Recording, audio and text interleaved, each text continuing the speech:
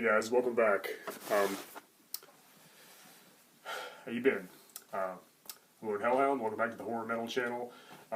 Yesterday I saw Godzilla King of the Monsters, which is the newest entry in the Godzilla series, the second in a new series. Well, technically the third in the Monsterverse, which comprises of the 2014 Gareth Edwards Godzilla film, Kong Skull Island, which was the following year, I believe, or 2 years later maybe.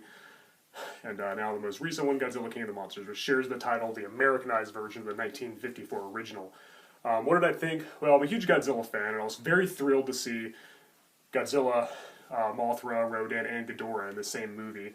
You know, it's the same exact lineup as Ghidorah, the three-headed monster, which was the fifth film in the original series, and one of my favorite Godzilla films. And what did I think? I liked it. It was good, you know, it was decent. I was entertained. I think I liked it overall better than the 2014 one. That movie might have been a little bit more well-made and well-written, and the story was a little more well-rounded. But this one had more monsters, of course, which I like. And I thought that, you know, Ghidorah and all of them were way better and cooler than the Mutos. I mean, they're the original monsters from the original series and that I grew up with, so it's cool to see them. Ghidorah looked great. The CGI was really good. I mean, I'm always going to prefer the people wearing rubber costumes because it just feels more authentic to me. So it's not going to be an official film unless it's done by Toho and is made in Japan, but it was a decent effort. I will say the fights were pretty well done. It was really cool seeing, you know, Mothra. Mothra looked great. We didn't really see enough of her for my liking. Rodan looked pretty cool. It was a cool design. I think he had the best introduction coming out of like the volcano and having the lava spilling all over him. That was really awesome. It's ironic because that's how him and his mate died at the end of the Rodan movie from 1956, I believe. They died by lava. This one, it was kind of like he was born from it almost. But yeah, it was good. I gotta say though, the human cast wasn't really that interesting. I like Millie Bobby Brown from Stranger Things, but she didn't really have a lot to do here.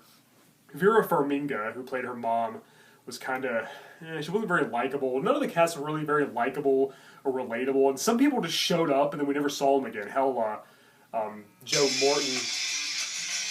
Hold on. Sorry. I think his name is Joe Morton. The guy who played Dyson in Terminator 2 Judgment Day. He showed up for like briefly. There was a lot of, I feel like there was a lot of plot lines that went nowhere. They were just brought up and then never to be heard from again. Like it just, like they came out of nowhere. There's a lot of really interesting Easter eggs. This might contain minor spoilers, by the way. Some cool nods to past Godzilla films that fans like me will enjoy, like Monster Zero and the Oxygen Destroyer and a few things. But one thing I gotta say is all the battles, I'm sick, they did this in the 2014 film as well. I'm so sick of all the monsters constantly being, it's always at night, it's always raining or storming, and all we ever see is the reaction to the people. It'll show the monster, it'll be a big spectacle, it'll be like a big scope, it'll be some huge, you know, some epic event on a huge scale, and we just see the people's reactions, like, over and over and over. They did it so much, they kept cutting away the monster action and going back to the boring humans, which, yeah, I didn't really care about any of them. The villain character, I guess he was the villain, it's kind of confusing. It really reminded me a lot of Carl Stromberg, played by Kurt Jerkins from Spy Who Loved Me, one of my favorite Bond films. He was a lot like him, he even looked like him. I didn't really know what people's motivations were, I didn't really care. Yeah, the CGI was good, but I'm getting kind of sick of, like, you know, when there's nothing but CGI on the screen, it looks like a video game. It doesn't blow me away anymore. You know, CGI blew me away like in Terminator 2 and Jurassic Park in the early 90s. Now it just feels so like overused. I'm glad that they use CGI and not costumes because that separates them, that differentiates them from the Japanese Toho movies. So I'm glad the American films do that because it would be, you know, it makes them their own, it makes them stand out. But it's just like too much. But again, Ghidorah did look great. You know, he did the gravity beams out of his mouth, which is awesome. Mothra looked great. We didn't get to see enough of her. It wasn't really clear what side the monsters were on at first. There was a certain twist with the Ghidorah that I was really hoping they would go with, which they did. I was like, yes, good. I don't know why the humans had to already know about all the monsters. Like, for the time it begins, like, everybody already knows that Godzilla exists. They know Mothra's there. They know where Rodan is. They know where Ghidorah is. Why is that? Why can't they just have a monster show up or come from somewhere, come from space, or come from the ground, and then, oh my gosh, what's this? You know, like, they already knew everything about these monsters. It was really annoying. You know, it's like, why does it always have to be that way? And yeah, too bleak, too dreary, too dark and gritty, way too serious. This movie's really, really serious. And there's a couple comic relief characters that, again, they were barely in it. They were there for like a little bit, then they just disappeared from the movie, like a lot of other things. And it's just like, you know, it's just a modern type of comedy where somebody talks really awkward and quirky and says things that nobody would say in real life, and then I guess we're supposed to laugh at it. And then they highly cliche way that Godzilla, somebody sacrifices themselves and then Godzilla gets more power to fight the villain. They've done that a lot in the old movies. I guess you could say it's a nod to the traditional Godzilla, but I'm just so kind of sick of seeing that. The ending felt really rushed and really abrupt. A lot of it felt rushed, actually. It felt like they were trying to hurry up and get to places. All it was we see the monsters fighting, then we see the humans' reactions, and making stupid decisions, and just decide which side they're on, or some people wanted the Earth to be destroyed. Even after this character lost her son because of the monsters, and now she wants the monsters to be unleashed on the world. I don't know. There's a twist that she kind of changes her mind. I don't know. I really didn't care enough. I wasn't that invested in the human story. And the monster action was good, but as I said, too dark. It was hard to see what was going on. Kong Skull Island, I think, was better than both of these American Godzilla movies.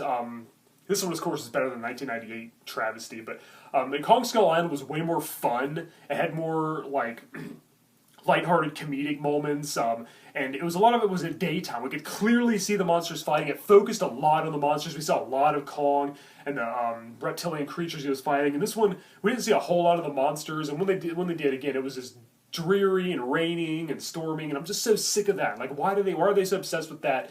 And I wanted to see more destruction. We saw all kinds of things get destroyed, but it was more like explosions and fire everywhere. I want to see buildings collapsing and crumbling to the ground. I want to see people running. More scenes of that. I know that the old movies were very talky and had a lot of scenes with scientists and, police and military and boardrooms talking about how can we stop this new monster, but oh man, this one just wasn't invested at all in the humans, like I thought it would be. But overall, it was a fun time. I'm glad I saw it. I think overall I did think it was more entertaining, and I had more monster action than the 2014 film, which didn't show enough of Godzilla. But this one has suffered from a lot of the same faults. They kind of made all the same mistakes yet again. And too many plots that went nowhere, too many characters that just showed up briefly, a few different plot devices that were an afterthought, a lot of plot armor too. You knew which people were going to die and which people weren't going to die. And the people that, the main characters, the top billed cast, it's just like, man, these people are invincible. Nothing can happen to them. There's so many scenes where a monster, Ghidorah, or Mothra's about to attack somebody, then something happens right at the last minute and saves them. It's like, just because they're, one of the main cast, they're not going to die, at least not until the end, Overall, I'd say go see it. I recommend it. I did think it was more enjoyable than the 2014 one. But overall, that one was a little more straightforward, coherent, and well put together. But it was fun. It was Godzilla. It was great seeing Ghidorah. Ghidorah looked great. It was great seeing Mothra and Rodan. It was not really clear which side they were on and what they were trying to do, but the ending was kind of cheesy, but I kind of liked it. I was like, okay, I can go with that. I love how they played the Godzilla theme, the original Godzilla theme, the Mothra theme was played throughout. I liked that. I liked how there were some nods and Easter eggs, but I really want to see a Godzilla movie that has the fun factor. It's a little bit cheesy, a little bit comedic, and just really entertaining, and not too dark and dreary and overly grounded. I mean, this is basically what it would look like if Godzilla really existed. This is probably how it would go down, but as a movie, I want to see a little more of a fantasy world. I don't want to just see reality on the screen and that's it, because it's just kind of boring, it's just kind of dull. Both these movies were very dull and colorless and kind of gray. They weren't pleasing to look at. They weren't visually interesting, other than the way the monsters looked, for the most part. Overall, I'd say go see it. If you're a Godzilla fan, check it out. I definitely had to see it. Hell, it's got the classic monsters in it. It's got Ghidorah and Mothra and Rodan. I couldn't miss that. And maybe a few surprise guests. I don't know. I won't tell. You never know. But, alright guys, so thank you for watching. Go see Godzilla King of the Monsters. I think you'll like it. Pretty good. I did. I still recommend it. Alright, so long live Godzilla. Later.